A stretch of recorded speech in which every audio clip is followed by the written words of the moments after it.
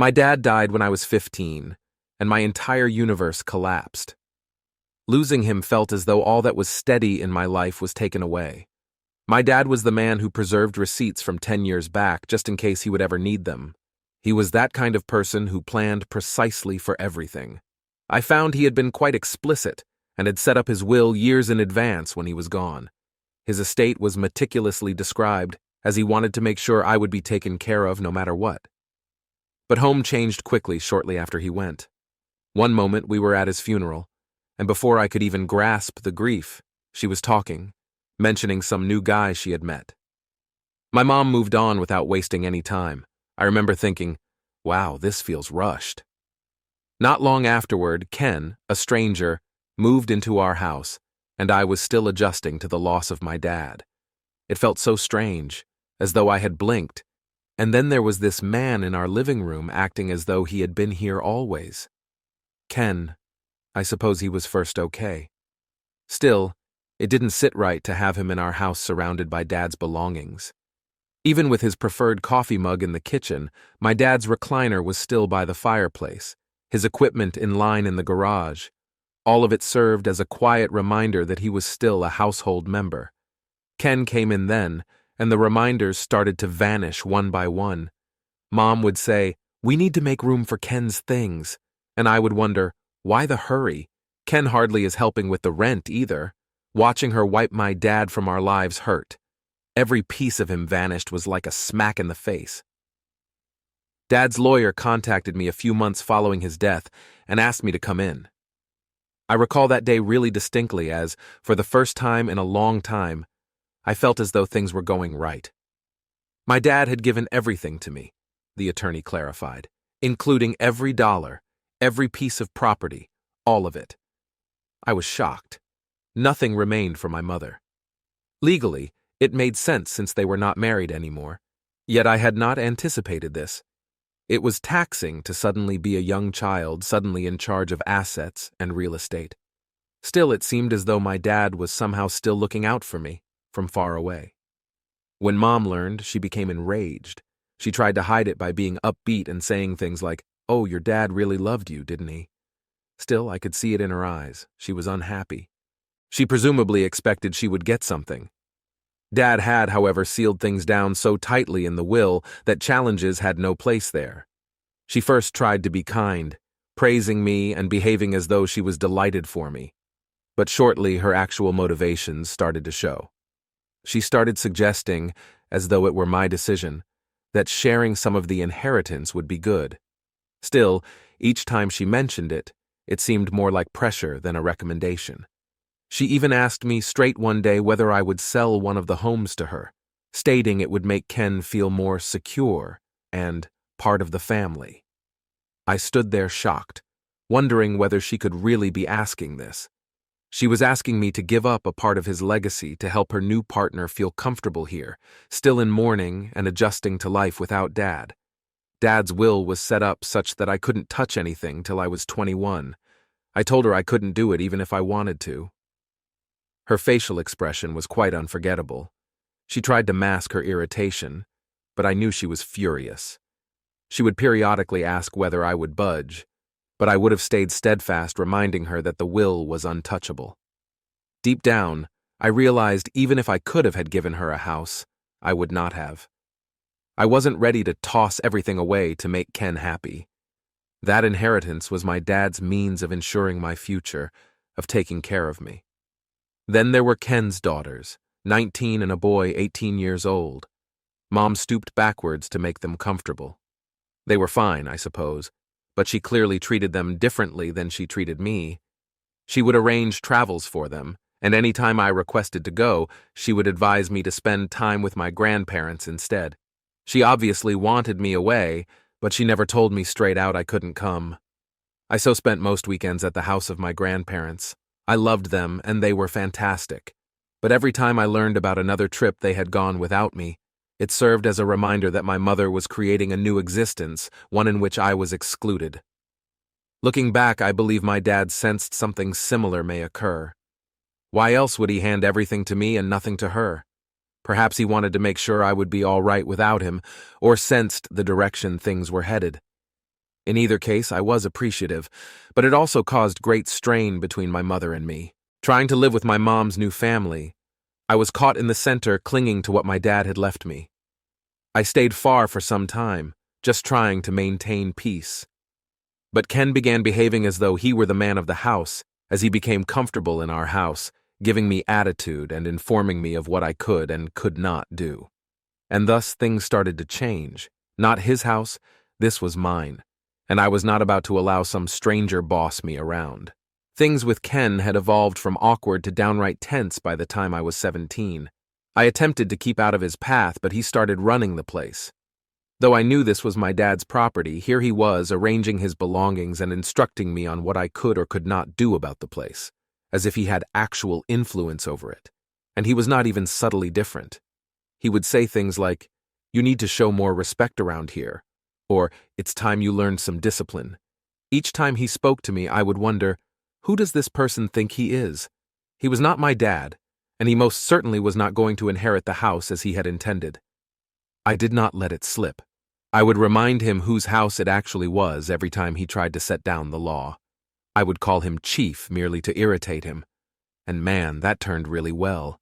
It didn't make sense, but the nickname bugging him bothered him, so that was good enough for me. Every time he became bossy, I would reply, "Sure thing, Chief," or "Whatever you say, Chief." Things escalated rather rapidly after that. We would enter these silent standoffs whereby I would toss something right back while he made a statement, saying, "Oh, you two just need to get used to each other," or "Ken's only trying to help you grow up." My mother was always trying to be peacemaker, but I knew what was going on. This was about control, not about him trying to be helpful. I was about to let Ken be the boss since he wanted it. Then my mother began to increasingly support him. She would get enraged at me for disrespecting him, telling me, "You have to realize that Ken is now a part of our family." Like we would all have agreed on. She should be reminded, Dad's house is not this one. She wouldn't listen. He cannot just waltz in here like he owns the place. She would advise me instead to try harder to match him. One day, things at last erupted. Ken had been riding me all week around the house about pulling my weight, behaving as though I were just freeloading in my own house. I had enough. His face turned scarlet as I informed him straightforwardly, "You're not my dad, and this isn't your house." He seemed poised to blow, but my mom intervened before it could get any further. "Why do you constantly battle with him?" she asked, much as I was the one beginning all this. "Why cannot you simply treat him with respect?" "Why should I?" I pushed back. That disagreement was the last straw, as he doesn't respect me and obviously doesn't respect that this was Dad's house. Ken bolted off, and my mother just stood there, exhausted and irritated. She turned to face me at last and uttered something that felt like a stomach punch. "This isn't working," she declared. She dropped the bomb then, unable to continue battling like that. "I think it's best if you find somewhere else to stay for a while." I couldn't believe what I was hearing. I just remained there, waiting for her to undo it or admit she was simply agitated and not meant it. She never did, though. She said, "I think you need some room to chill down," directly in the eye. "My house?" With hardly believing it, I asked, "You are evicting me from my own house?" She exhaled, and her face softened, but it didn't make it any less painful. "We live here, not just your house. Ken and his children should also feel at ease here." I felt a tsunami of hurt and resentment sweep over me. Without question, she was choose them above me. Knowing it was a lie, she said, "I'm doing this for your own good, so you can cool down and get some perspective." This was not about me cool down. This was about her attempting to keep the peace with her new family. She believed everything would be good for them if I wasn't here. Too furious to be clear-headed, I left the room, slamming the door behind me.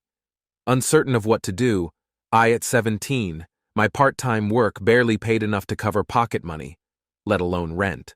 And right now, I was meant to simply go? Luckily, my grandfather intervened. Even when my mom wasn't there, they had always been at my side. They volunteered me a place to stay when they found out, and I clung to that offer like a lifeline. That evening, my grandfather arrived to fetch me up. I recall simply numbly staring out the car window, as though my universe had collapsed all over once more. It was relief to move into my grandparents' house. They never made me feel as if a burden. Particularly my grandfather made extra effort to make me welcome. "You're always home here, kiddo," he added, giving me a backstroke. "Don't allow anyone make you think otherwise." I needed to hear that after everything with my mom. Knowing someone still had my back made sense.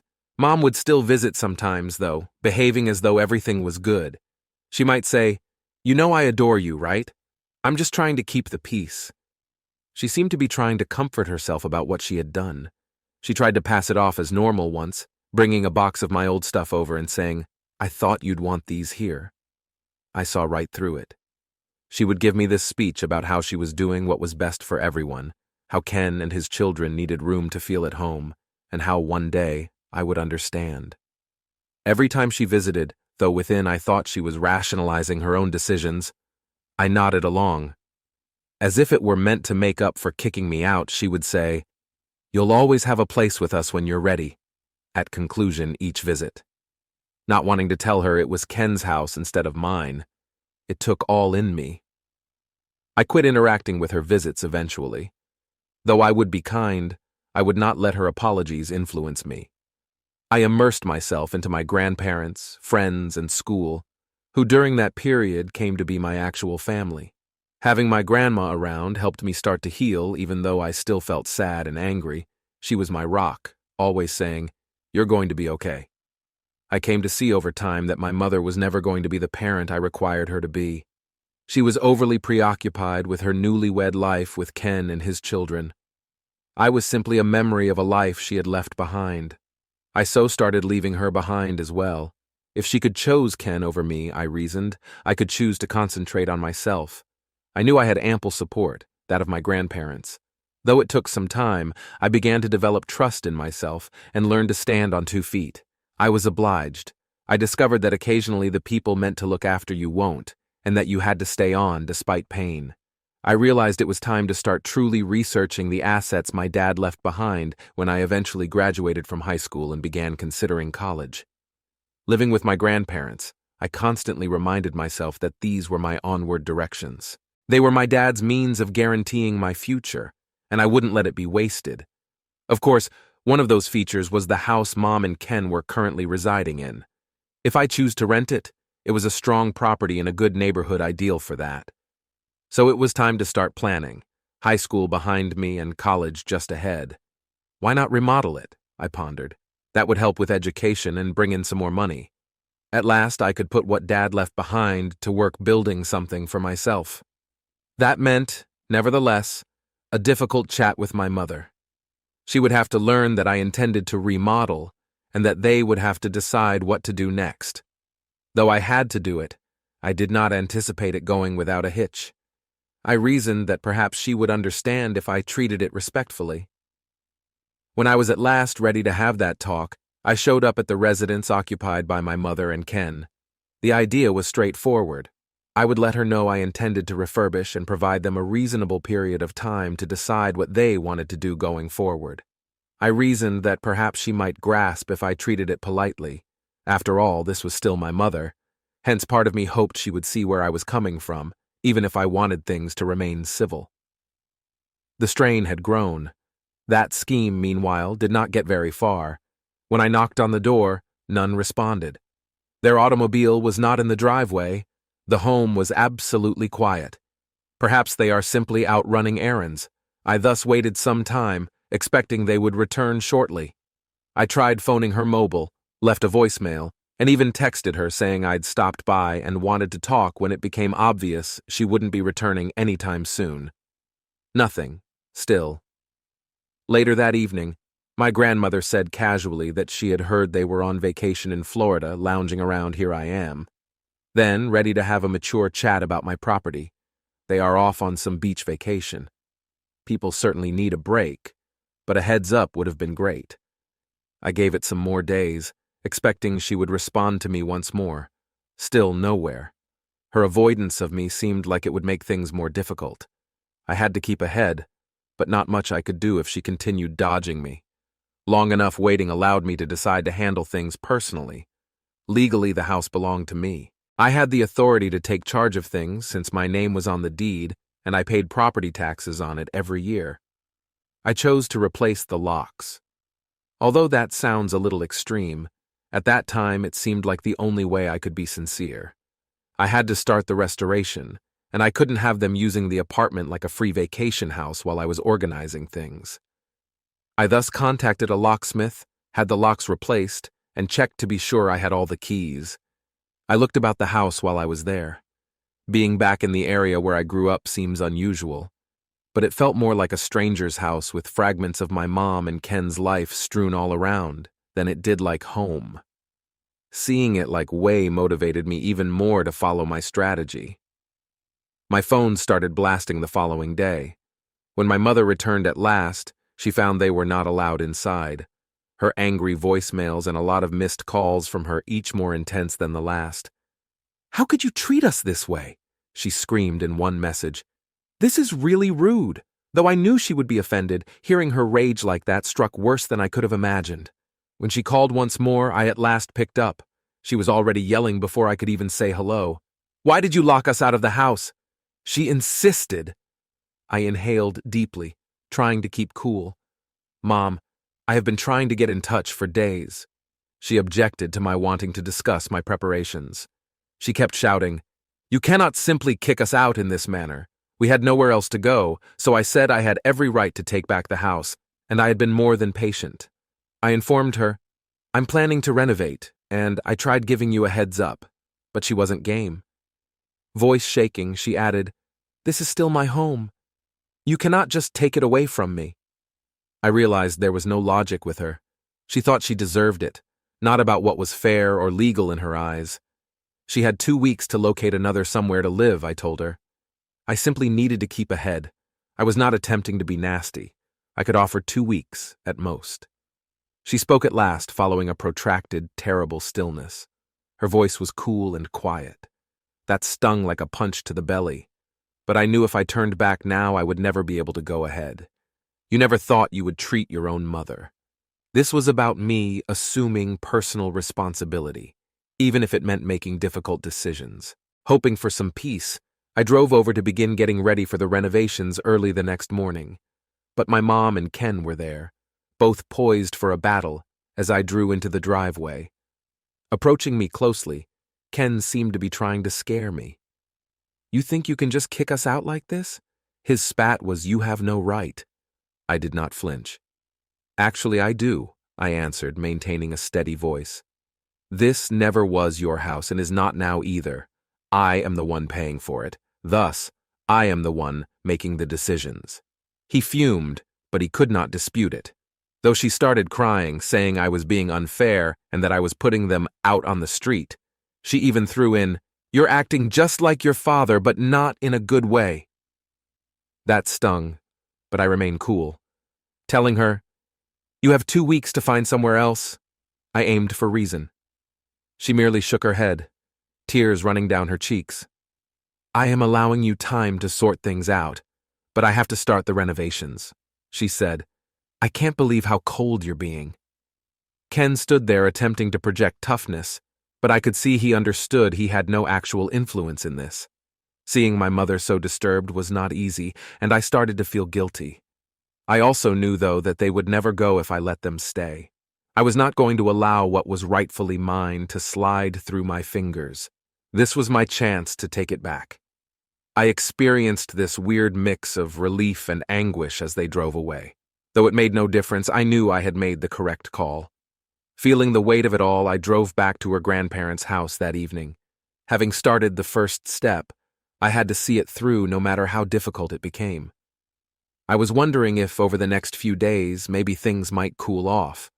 I assumed they would initially be furious, but then they would begin packing and come around. Nothing is ever quite that straightforward, though. Rather than handle it discreetly, my mother chose to make everything as spectacular as possible. I returned to the house one day in order to measure for the improvements. I needed things ready as I had a contractor booked to visit a few weeks ahead. Hearing the rear gate swing open, I was out in the backyard, noting what was to be done with a notepad. Turning back, I found my mother charging in as though she were on a quest. She was furious, her face flushed and swollen. "How could you treat us this way?" Before I could say a thing, she yelled.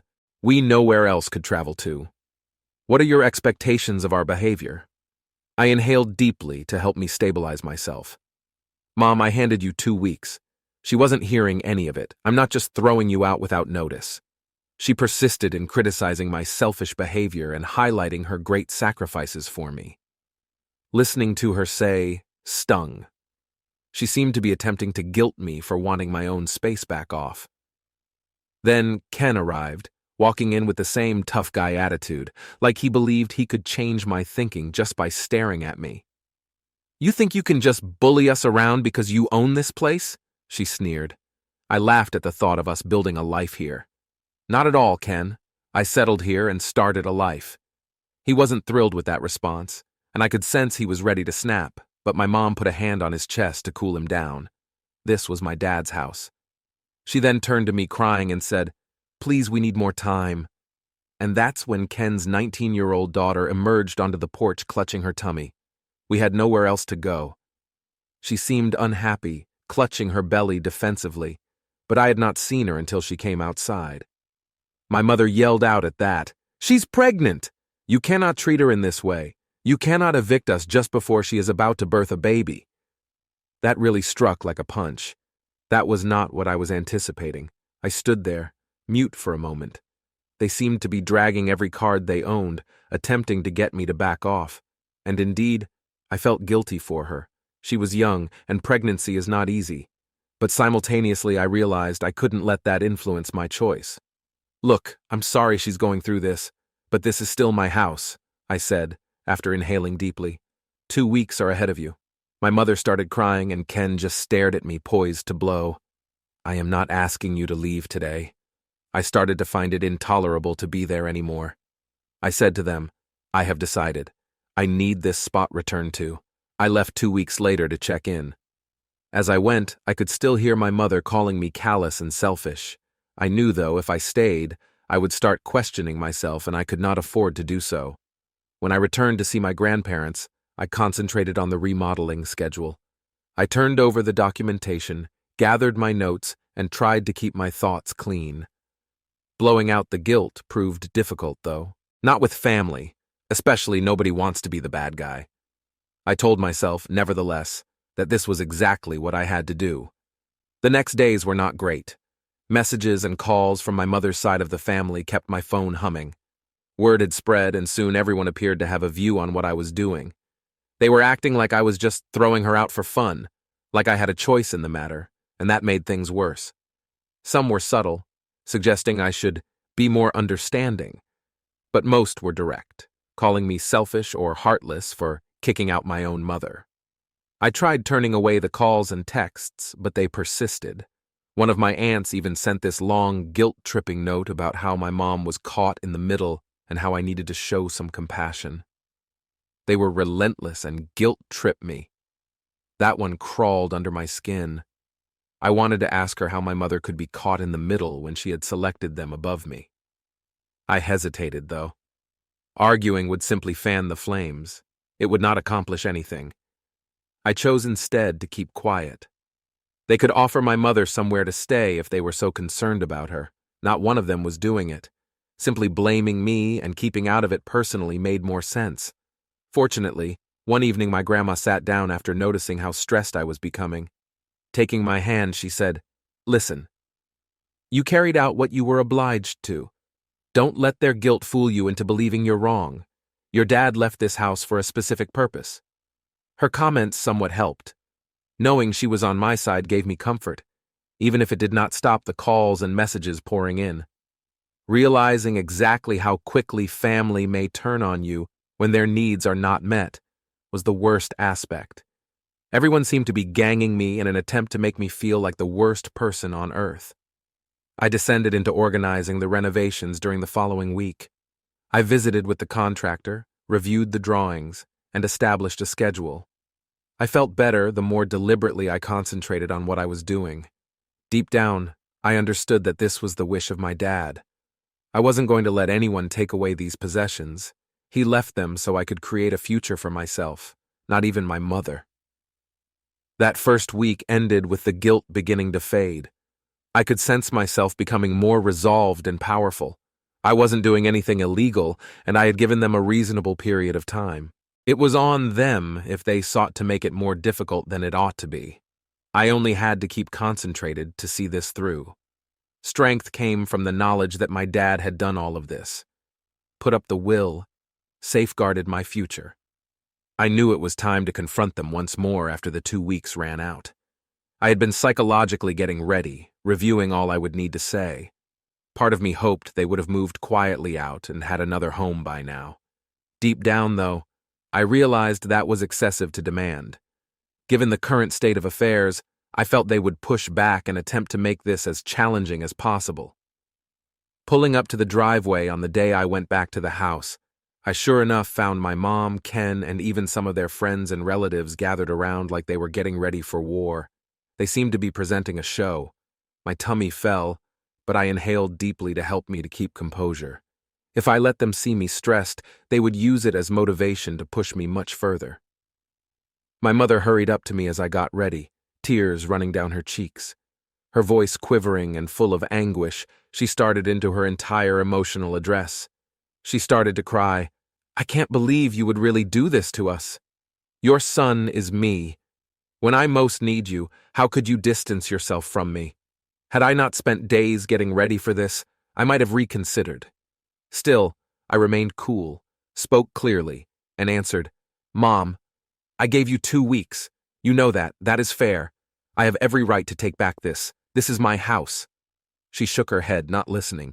"You are doing it illogically. 2 weeks is not enough time." "We know where to go," I knew was untrue. Had they truly sought, they could have discovered anything or at least made some advancement.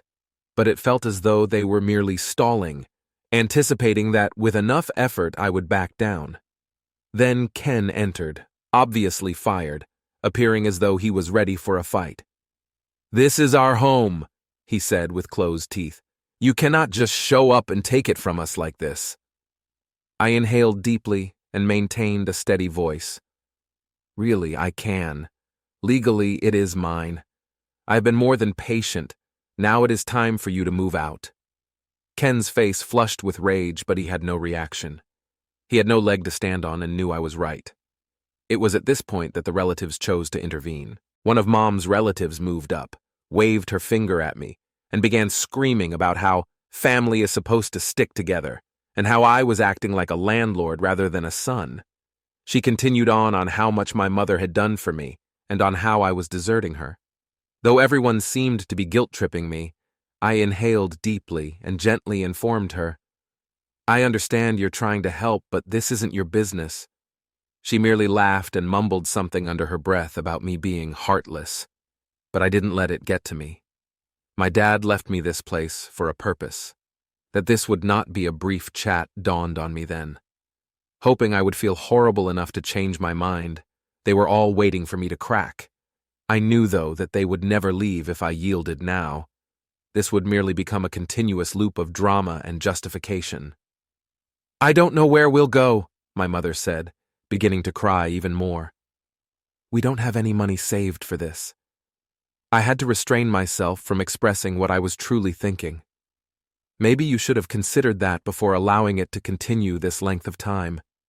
But I knew that would not be helpful. Rather, I apologized but added, "I need this space back." She changed strategy immediately, her voice trembling as she asked if I could give them just 1 more month. "We'll definitely find something by then," she added, staring at me, begging eyes. I nearly staggered for a single second. But then I recalled all the times she had used the same tone, offering hope for never-realized transformation. If I gave her another month, I would be exactly back in the same spot 1 month from now. I thus informed her, "I have already given you the time I could have." Ken started yelling once more about how I was kicking them out with nowhere to go, but I kept repeating myself, "This is my house." I'm pulling it back, like a broken record over and over. Hoping I would cave, I understood they were trying to wear me down. At that moment, Ken's pregnant daughter emerged from around the porch, clutching her stomach and gazing almost tearfully near. She begged, her voice wobbly. "Please. We have nowhere to go, and I am almost ready to have a kid. We need a roof over our heads." Seeing her in that state was difficult. Seeing a terrified, pregnant teen screaming for help makes one feel something. I reminded myself, though, that this was not my accountability. It sucked, but I had to keep my eye toward what would be best for me. Breathing deeply, I said, "I'm really sorry, but I have given as much time as I can." I turned and left, hoping you would find somewhere soon. "After me," my mother called with a betrayed and angry voice. She yelled, "I will never forgive you for this." I continued, though, knowing that turning around would cause me to start questioning myself if I came upon her face once more. I experienced an odd mix of shame and relief when I reached my car. One thing is to persuade yourself you're doing the right thing, but another is to feel it while everyone around you claims you're wrong. Trying to breathe, I spent some time seated in the van, trying not to let the guilt sink in too much. Though I knew they were enraged and most likely spoke behind my back, I had to keep reminding myself that this also concerned my future. My dad left me these properties for a purpose, and I was not about to let pressure or guilt destroy them. I felt a little lighter when I at last drove away. Though I knew there would be more reaction to come, it was not easy, and I had taken the first step.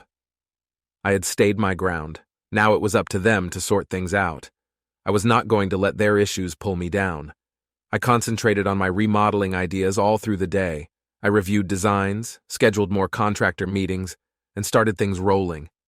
It felt fantastic, like though I was at last running forward in my life. Though I felt I had done the right thing, the weight of all that had happened remained with me. Nobody could confirm otherwise for me. Though all the fuss, my mother and Ken had packed and left the house during the last 2 weeks. Still, they left it not silently. Right up to the last day, I received letters from relatives accusing me of being cold-hearted and warning me I would regret this one daily. But I had readied myself, putting my eye on the target, to at last recover what my dad had left me and create something from it. It felt as though a great weight had been taken off by their departure. It felt weird the first time I returned to the house following their departure. The place was still, just my footfall filling it. Though it seemed empty and somewhat creepy, I also felt relief flooding over me. Though a few bits of furniture and other odds and ends still lingered there, their existence was not jumbled with objects that belonged neither to me nor another. I felt as though the house belonged to me once more, first in years. Clearing stuff out, creating room, and getting ready for the renovations occupied the following few days. When the contractor arrived, we got immediately to work on the drawings. Every choice I made seemed like I was giving the house fresh life. Like my dad was reminding me that this was what he wanted, that I was on the correct road. I could almost feel his presence there with me. Things began to align as the refurbishment was underway. Old fixtures were replaced, walls were painted fresh, and the entire space started to seem changed, as though a new chapter was opening up in front of me. Every time my grandfather nodded favorably to let me know, "You did good, kid," the shame lessened as I got further along. My grandparents would come over again and then to check on the development. I came to see there was nothing about which I should be embarrassed. I had given my mother time. I had not tossed her onto the street without notice. Ultimately, this was not about injuring anyone either. It was about honoring his memories and intentions, and about at last entering the life my dad had intended for me. He had left me these assets so I could stand on my own 2 feet and have a future. I knew now, with a sort of certainty I had not experienced before. Then one evening I was finishing up for the day when my mother called. Since they had moved out, I hadn't heard from her. Part of me wondered whether I would ever hear from her once more. I hesitated, my finger gliding over the screen. Then I grabbed. Her voice sounded unique, calmer. She did not accuse me of being callous, ranting, or crying. She just remarked, "I wanted to check on you." Although it was a straightforward inquiry, it surprised me. Not exactly sure what else to add, I answered, "I'm doing okay." She stopped, and for a moment I felt she was about to say something nasty, something meant to guilt-trip me. She sighed instead and added, "I'm sorry things got so out of hand." Hearing her say that, I became still. Having everything, I hadn't expected an apology. Though I knew it wouldn't improve anything, part of me wanted to find out why she would have chosen Ken and his children over me. Each of us had taken decisions.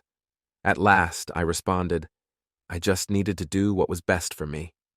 Her voice was hardly a murmur. I understand that now. We hardly spoke anything else save a few courteous words and hung up. I felt an unusual calm when I set down the phone. Perhaps she never completely understood my decisions, and perhaps we would never be as close as we once were.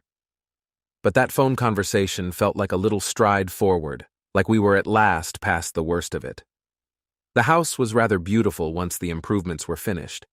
Though it still seemed like home in a manner I hadn't anticipated, it was fresh and new. Knowing it would generate a consistent income to help me through college and whatever came next, I chose to rent it out. Turning over the keys to the new tenant seemed like closing a chapter, but in a positive sense, that the house was once more serving its intended role. I concentrated on my academics during the next 3 months and began working part-time to save for future goals. My grandparents stayed by my side. Their constant encouragement reminds me every day that I was not alone. Little by bit, I also stopped feeling compelled to defend my decisions to everyone. That was all that counted. I knew I was doing right by Dad's memory. Things with my mom stayed courteous but far apart over time. Every once in a while, typically with brief updates on family news, she would reach out. I believe we both wanted it that way. We never discussed the house or the circumstances preceding her moving out. We understood implicitly that each of us was continuing in our own unique manner. My grandpa came out and sat next to me one evening as I watched the sunset from the veranda of my grandparents' house. He merely gazed out over the horizon for a time without speaking. Then, at last, he touched my shoulder and said, "Your dad would be proud of you." Those words really affected me more than I would have thought. Here was my grandfather, the man who had always been by my side, reminding me I had made my dad proud after spending so much time battling guilt and wondering if I had done the right thing. I experienced closure and a peace I hadn't felt in a long time at that same moment. Knowing I had passed one of the toughest periods of my life, I gazed out at the last of the light. My mother might never know why I did what I did, and perhaps she would always view me as the one who hauled the house away. Deep down, though, I knew I would have respected my dad's legacy and at last taken charge of my own. That would be sufficient. I stayed near my grandparents as the years passed and concentrated on creating a life for myself. I applied what I had acquired, the resiliency, the will, to create a future I knew my dad would have been proud of. I also believe I at last learned to forgive my mother as well. Like me, she had motives. We both had to live with the decisions we had taken. Looking back now, I consider that whole experience a turning moment. I discovered the hard way that sometimes, even if it's difficult and even if it hurts, taking charge of your life requires defending yourself. Ultimately, though, it was well worth it. I established my own path ahead, preserved the memories of my dad, and maintained his legacy whole. And for me, I believe that is all he ever wanted.